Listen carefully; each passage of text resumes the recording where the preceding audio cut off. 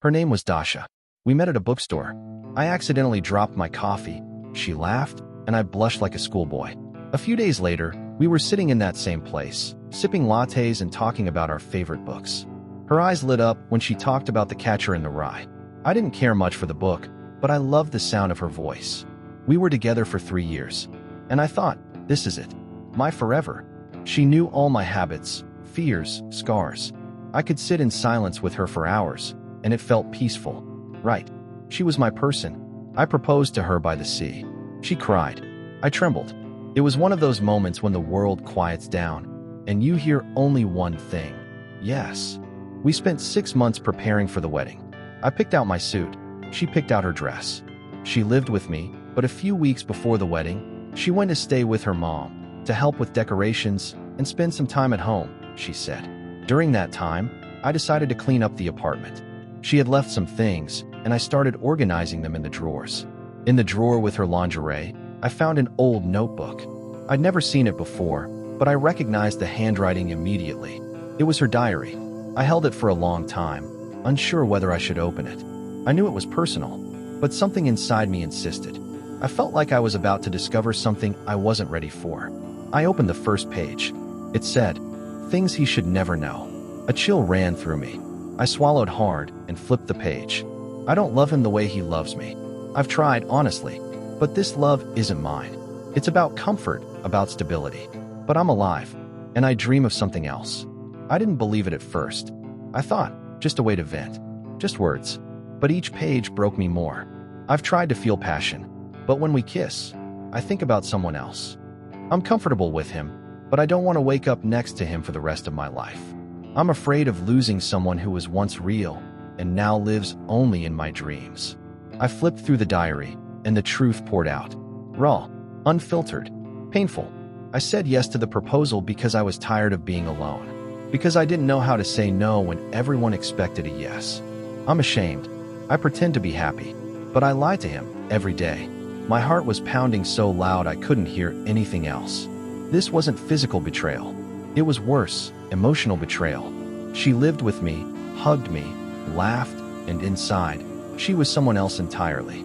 The last entry read, 2 weeks till the wedding. I'm praying for something to happen, something that will stop all this. I sat in silence, staring at the notebook. I didn't know if I was crying. I didn't scream. I didn't smash anything. I just froze. I could have pretended I never saw it. Could have thrown the diary away and gone on. But something inside me had already broken. That same evening, I called Dasha. "We need to talk," I said. She hesitated but agreed to come the next day. I placed the diary on the table and waited. She came in the morning, in a light white dress, her hair slightly messy, with the smile I once loved so much. But this time, I saw something else. Fear, uncertainty, emptiness in her eyes, something I hadn't noticed before or didn't want to. Silently, I pointed to the diary lying on the table. Dasha froze, her gaze on the cover, then on me. "You read it?" Her voice barely audible. I didn't answer, just nodded. She sat across from me, lowered her head. A few seconds of silence, loud enough to pierce the air. "I wasn't supposed to," she began, but I cut her off. "No, don't start with excuses. Just tell me the truth. Did you even want this wedding?" She said nothing. "Dasha, I didn't know how to tell you no," she whispered. "Everything felt too perfect. You were too kind, too real. And I'm broken. I didn't want to hurt you. But you did," I said. She stayed silent, then picked up the diary. "You weren't supposed to read it," she said softly. "You weren't supposed to write it," I replied. "And if you did, you should have been honest. Earlier." Dasha took a deep breath. "I wasn't playing with you. Everything we had, it was real. But not all of it was love. I was searching for stability, for peace. And you gave me that. But not what I truly wanted. And I'm scared of that part of myself." I looked at her and saw the girl I once loved. And the woman who could never make me happy. Because she didn't understand herself. "We're not getting married," I said. She nodded. No drama. No begging. Just acceptance. She quietly stood, walked to the window. Stared out for a few minutes, toward the place we once walked together. "I'll leave you the keys," she said. "I'll pick up my things later." "Okay. I'm sorry." I didn't respond. She left. After she left, the room filled with a strange emptiness. I looked at the empty cup that had held tea that morning. At the table, at the ring lying in front of me. It meant nothing now. I didn't know what to tell friends, family, or even myself. It looked like a disaster.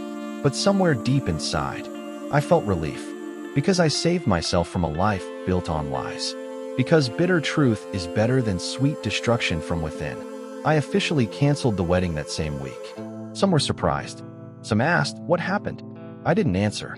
It was my pain, and mine alone. Pain that became, at the same time, my freedom. Sometimes I wonder, what if I hadn't opened that diary? If I had looked away, gone through with it, walked into the White Hall, with music playing, rings on our fingers, and I'd be looking at that same woman, but differently, with suspicion, with doubt, and eventually, with a broken heart. And I thank myself for not becoming the hero of someone else's tragedy, for walking away from a story that was never really about both of us.